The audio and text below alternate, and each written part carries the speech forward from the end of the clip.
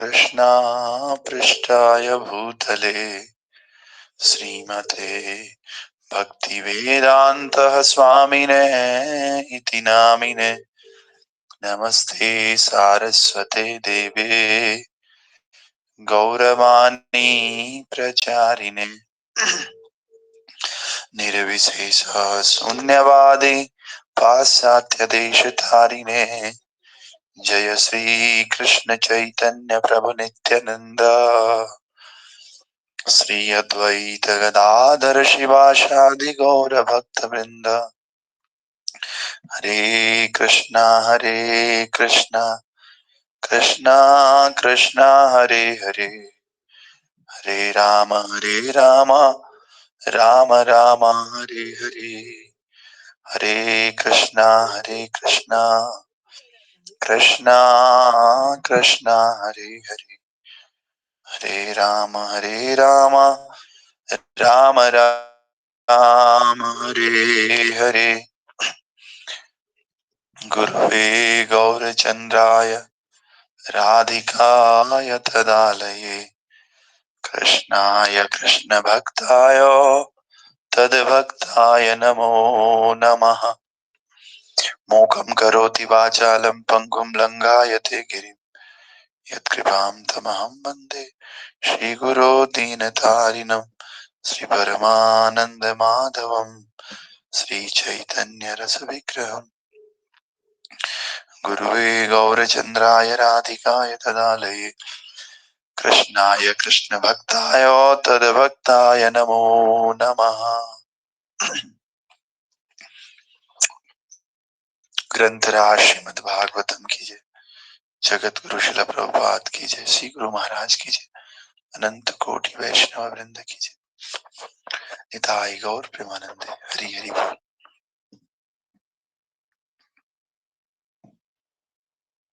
तो ग्रंथराज श्रीमद्भागवतम पहला स्कंद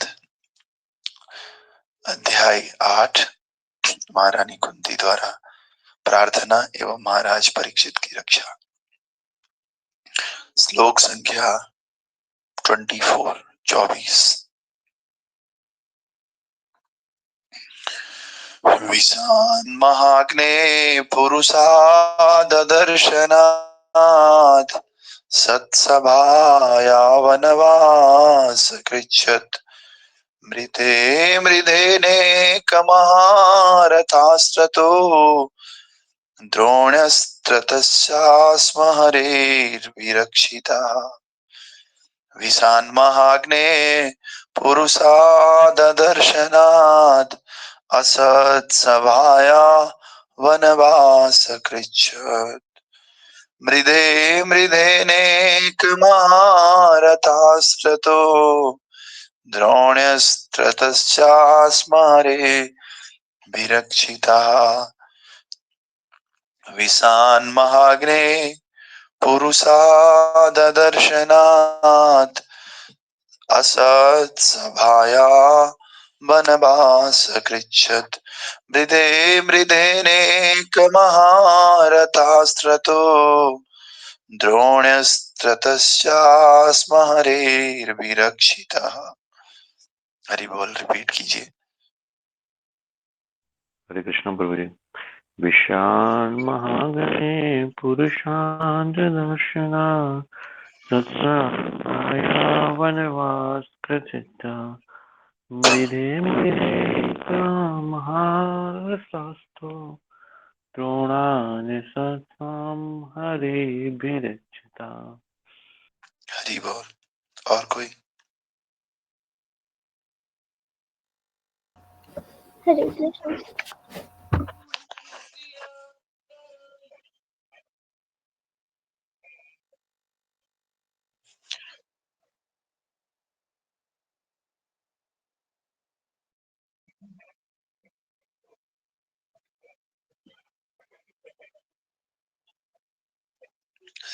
और कोई? और कोई? हरे कृष्ण प्रभु जी।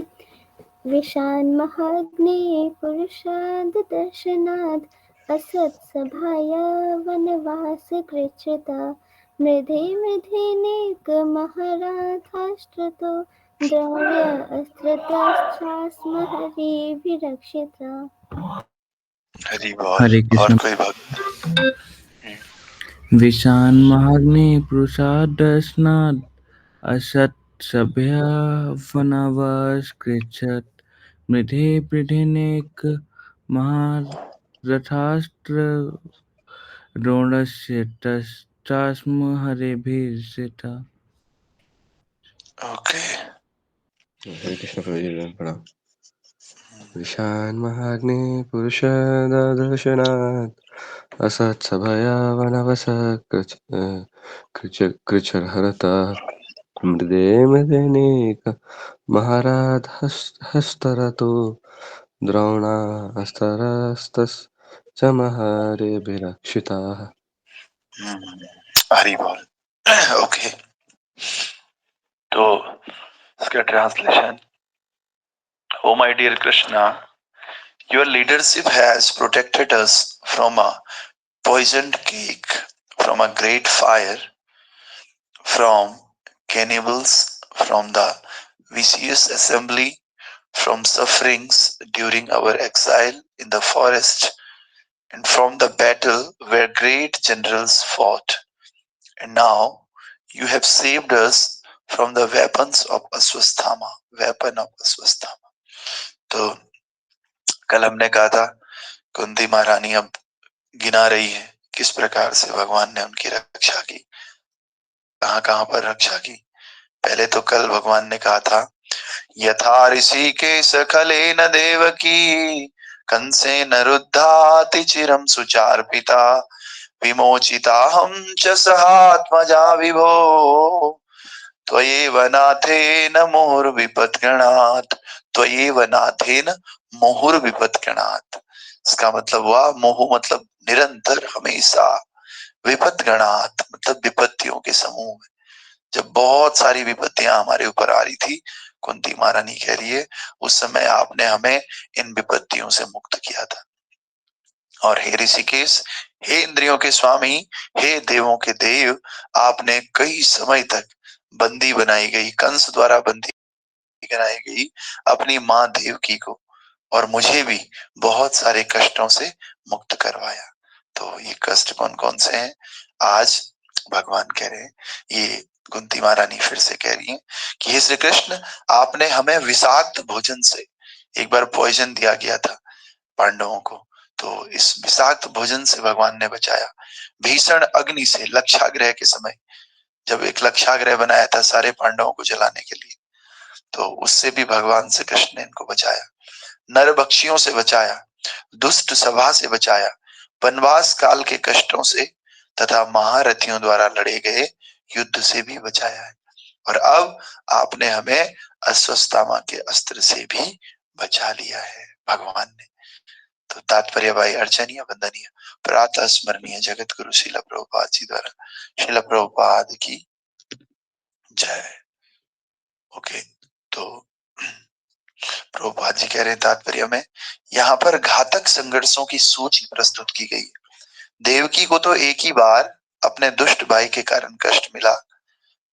वैसे तो देवकी हमेशा कुशल ही रही, किंतु कुंती देवी तथा उनके पुत्रों को तो वर्षों तक निरंतर एक के बाद एक कष्ट उठाने पड़े। उन्हें राज्य के लिए दुर्योधन तथा उसकी टोली के लोगों को संकट में डालते रहे और हर बार भगवान श्री कृष्ण ने कुंती के पुत्रों की रक्षा की। तो प्रभुपाद जी कह रहे हैं कि देवकी को तो बस एक ही बार कष्ट मिला, कंस महाराज ने उनको जेल में डाला और बस, दूसरा कोई कष्ट उनको नहीं मिला। लेकिन कुंती महारानी को जो कष्ट मिले वो तो एक के बाद एक मिलते ही जा रहे थे कष्ट कुंती महारानी को, और भगवान ने हर समय इनकी रक्षा की जो दुर्योधन के द्वारा दिए जा रहे थे। और एक बार भीम को भोजन में विष खिला दिया था। तो दूसरी बार हमने देखा कि लाक्षागृह में रखकर उसमें आग लगा दी गई। और एक बार द्रौपदी को जब घसीट के बाहर द्रौपदी का चीरहरण हुआ था, वो भी एक तरह का कष्ट है। और हर समय भगवान ने कौरवों की, ये पांडवों की रक्षा की। तो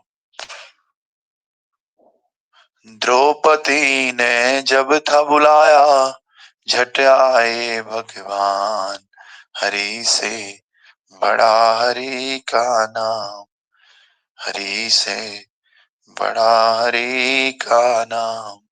द्रौपदी ने बुलाया भगवान को तो तुरंत आए भगवान, 1 सेकंड की भी देरी भगवान ने नहीं की। तो लेकिन कब आए भगवान? जब द्रौपदी ने पूरी तरह से सरेंडर कर दिया। पूरी तरह से अगर हम सरेंडर होके शरणागत भाव से भगवान का नाम लेते हैं तो भगवान आने में देर नहीं करते। भगवान क्यों देरी कर रहे हैं? क्योंकि हम शरणागत भाव से पूरी तरह समर्पित नहीं हो रहे। तो हम पूरी तरह समर्पित होकर के शुद्ध नाम अगर भगवान का लेंगे तो भगवान 1 सेकंड के अंदर आ जाएंगे। तो भगवान ने द्रौपदी के लिए अनेक वस्त्रों की पूर्ति की, जिससे दुर्योधन का दल उसे नग्न होते हुए नहीं देख सका। आप सभी को पता है किस तरह से साड़ी बढ़ती बढ़ती बढ़ती चले जा रही थी। और इसी प्रकार जब 5 पांडव वनवास कर रहे थे तो भीष्म को नरभक्षी राक्षस हिडंबा से लड़ना पड़ा था, किंतु तब भी भगवान ने भीम की रक्षा की। और खेल यहीं समाप्त नहीं हुआ। इन सब कष्टों के बाद जब कुरुक्षेत्र का महान युद्ध हुआ तो अर्जुन को द्रोण, भीष्मदेव, कर्ण जैसे बड़े बड़े महाबली सेना नायकों का सामना करना पड़ा। तो आप एक बार भवरिक की कहानी आती है, भवरिक। तो भवरिक जो थे वो भीम के पौत्र थे, यानी कि हिडिंबा के भी पौत्र थे भवरिक। तो जो ये भवरिक है, हिडिंबा ने इनसे पूछा कि भाई इन्होंने पूछा भगवान की प्राप्ति कैसे की जाती। तो बताया इनकी दादी ने कि भाई जप करना पड़ता है, शास्त्र पढ़ने पड़ते हैं, तपस्या करनी पड़ती है, शुद्ध होना पड़ता है, व्रत रखना पड़ता है, तो भगवान की प्राप्ति होती है। तो ये बोलते हैं कि मेरे बस का तो नहीं है ये सब, तो क्या करें, कोई ऐसा आसान तरीका नहीं है क्या? तो फिर ये बताती हैं हाँ, एक आसान तरीका है। अगर आप भगवान के हाथों मरते हो तो आपको जो है आप भगवान को प्राप्त कर लेते हो, तब आप मुक्त हो सकते हो। तो इन्होंने कहा ये बढ़िया तरीका है, भगवान के हाथों मरूंगा तो मेरी को मुक्ति मिलेगी। इन्होंने बहुत तपस्या की। तपस्या के बाद बहुत सारी शक्तियां अर्जित की। भवरिक जिनको बोल रहे हैं, तो भवरिक जी जो है एक बार रथ में बैठ के जा रहे हैं और भगवान श्री कृष्ण और अर्जुन, भगवान श्री कृष्ण ब्राह्मण का रूप लेके आ रहे हैं। तो बीच में मिलते हैं तो रथ रोकते हैं। अर्जुन ये भगवान पूछते हैं आप कहाँ जा रहे हो भवरिक? तो भवरिक बोलते हैं ब्राह्मण देवता, आपको मेरा नाम कैसे पता है? और फिर भवरिक बोलते हैं कि मैं युद्ध में जा रहा हूँ, कौरवों और पांडवों का युद्ध होगा। तो बोला ठीक है, किसकी तरफ से लड़ोगे? तो ये बोलते हैं कि मैं तो जो युद्ध में हार रहा होगा उसकी तरफ से लड़ूंगा। बोला अच्छा। तो भगवान पूछते हैं अच्छा, अगर वो युद्ध वाला धर्म के हिसाब से ना चल रहा हो तो भवरिक बोलता है ये मैं नहीं जानता हूँ, ये मेरी समझ में नहीं आता धर्म और अधर्म, बस जो हारेगा मैं उसके साथ दूंगा। तो भगवान बोलते हैं अच्छा, कैसे साथ दोगे तुम? तुम्हारे पास तो ना कोई सेना है ना कोई दल बल है। तो बोलते हैं मुझे सेना की आवश्यकता नहीं है। भवरिक बोलता है अगर आप मेरा पराक्रम, मेरा शौर्य देखना चाहते हो तो आप यहीं पे रुको। तो भवरिक अपना धनुष और बाण निकालता है और निकाल करके उसको चलाता है। जब चलाता है तो वृक्ष पे जितने भी पत्ते होते हैं वो सारे पत्तों में छेद हो जाता है। और एक पत्ता भगवान ने अपनी हाथ में अपने मुट्ठी में रखा होता है और एक पत्ता पैर के नीचे रखा होता है। तो पैर के नीचे जो पत्ता है उसमें भी छेद हो जाता है और भगवान की मुट्ठी में जो पत्ता है उस पत्ते में भी छेद हो जाता है, दोनों में ही छेद हो जाता है। तो भगवान समझ जाते हैं कि ये भवरिक जो है बड़ा शक्तिशाली है, अगर ये कौरवों की तरफ से खेला तो ये तो पांडवों को नाश कर देगा। भगवान फट से सुदर्शन चक्र का आह्वान करते हैं और उसके सर को काट देते हैं, भवरिक के वहीं पर खत्म कर देते हैं भवरिक को। तो भवरिक हंसता है, हंसते हुए खुश हो जाता है भवरिक। तो भगवान कहते हैं तू हंस क्यों रहा है? तो बोलता है कि मुझे यही तो चाहिए था, मैं यही तो चाह रहा था, आपके हाथों मरना चाह रहा था। मुझे पता था आप पूर्ण पुरुषोत्तम भगवान है, आप परम ब्रह्म है और आपके हाथों में मरना चाहता था, जो आपने कर लिया। बस कहता है मेरी एक इच्छा और है। क्या इच्छा है? तो भवरिक बताता है भगवान, मैं बस ये कौरवों का युद्ध एक बार और देखना चाहता हूँ, युद्ध देखना चाहता हूँ मैं। जब तक इनका युद्ध खत्म नहीं हो जाता तब तक मैं मरना नहीं चाहता। तो फिर भगवान क्या कहते हैं, पेड़ पे टांग देते हैं भवरिक को, इसके सर को, और बोलते हैं कि जब तक ये युद्ध चलता रहेगा तब तक तुम हमेशा यहीं पे रहोगे, देख पाओगे युद्ध को। तो भवरिक ऐसा है जो पूरे कौरव पांडवों के युद्ध को देखता है, महाभारत के युद्ध को। तो जब युद्ध खत्म हो जाता है तो इससे पूछा जाता है कि भाई सबसे शक्तिशाली कौन था, सबसे बड़ा योद्धा कौन लगा तुम्हें इस रणभूमि में? तो कोई सोचता है कर्ण बोलेंगे, कोई सोचता है अर्जुन बोलेंगे, कोई कोई सोचता है कि भीमसेन बताएगा, लेकिन इन्होंने कहा कि सबसे बड़े योद्धा तो भगवान श्री कृष्ण है। क्यों? क्योंकि अर्जुन जब भी बाण चला रहा था तो उस बाण के पीछे पीछे भगवान का सुदर्शन चक्र जाता था। तो असल में ये सब जो युद्ध जीता है ये भगवान की वजह से जीता है। तो चाहे वो भीमसेन की गदा चल रही हो, चाहे अर्जुन का बाण चल रहा हो, हर जगह कृष्ण की पोटेंसी जाती थी साथ में, कृष्ण का सुदर्शन चक्र जाता था साथ में। तो ये बात मैंने क्यों बताई? क्योंकि कुंती महारानी कह रही है कि आपने जब महान युद्ध हुआ कुरुक्षेत्र का, तो उसमें द्रोणाचार्य, भीष्म देव, इन सबको जो सामना करना पड़ा कर्ण का, इन सब में आपने साथ दिया। साथ कैसे दिया?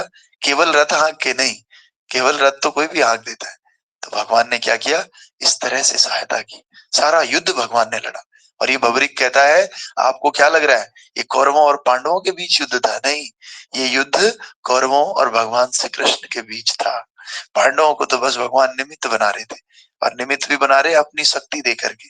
ऐसे नहीं पांडवों ने अपनी शक्ति से जीता, भगवान श्री कृष्ण की शक्ति से पांडवों ने युद्ध जीता। वरना कौरवों की तरफ तो बड़े बड़े योद्धा थे, इन योद्धा को हराना आसान बात नहीं था। भीष्म देव और हमारे द्रोणाचार्य, बताओ, जिन्होंने सबको सिखाया है, वो भी कौरवों की तरफ थे। भीष्म देव कौरवों की तरफ, कर्ण कौरवों की तरफ थे। तो अब इतना ही नहीं, वहां पर तो इन्होंने मदद किया, इसके साथ साथ भगवान ने उत्तरा के गर्भ के शिशु को मारने हेतु जब अश्वत्थामा ने ब्रह्मास्त्र छोड़ा, तो भगवान ने कुरुवंश के एकमात्र वंशज यानी कि महाराज परीक्षित की भी रक्षा की। तो इसीलिए परीक्षित महाराज बचपन से ही भगवान के भक्त हो गए थे। क्यों? क्योंकि भगवान ने ही उनकी रक्षा की गर्भ में डायरेक्ट। वैसे हम सबकी रक्षा भगवान ही करते हैं, लेकिन उत्तरा के केस में, परीक्षित के केस में भगवान ने डायरेक्ट की। हमारे केस में भगवान इनडायरेक्टली करते हैं, अपनी शक्तियों के द्वारा करवाते हैं। लेकिन यहाँ पे भगवान खुद आवृत कर देते हैं गर्भ को, उत्तरा के गर्भ को। तो इस प्रकार कल हम देखेंगे कुंती महारानी इतने विपत्तियों को याद करवा रही है, और याद करवाने के बाद कहती है विपदा संतुता सस्वत तत्र तत्र जगत गुरो भवतो दर्शनम यस्यात् अपुनर्भव दर्शनम, कि मुझे हमेशा विपत्तियां दो जिससे कि मैं आपका स्मरण कर सकूं। ग्रंथराज श्रीमद् भागवतम की जय। जगत गुरु शिल प्रभुपाद की जय। श्री गुरु महाराज की जय। अनंत कोटि वैष्णव वृंद की जय। निताय गौर प्रेमानंद हरि। कंफर्टेबल फॉर मंगला आरती राधा माता जी?